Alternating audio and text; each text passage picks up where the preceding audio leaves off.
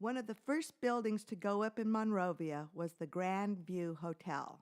Colonel Samuel Kiefer came here in 1885 and arranged the construction.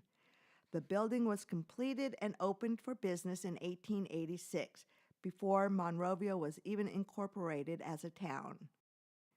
After Kiefer's tragic and untimely death the following year, management of the hotel was handed to William Monroe. In 1888, the real estate boom collapsed, and business gradually declined, and the hotel changed ownership many times.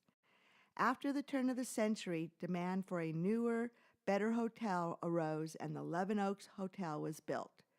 Grandview struggled for a few more years before it burnt down in 1916. Today, the site serves as City Hall and the fire department. Thanks for stopping by City Hall. To continue the walking tour, visit stop number 5 on your map, which is the Southern Counties Gas Company building, or visit the Levin Oaks Hotel, which is stop number 2.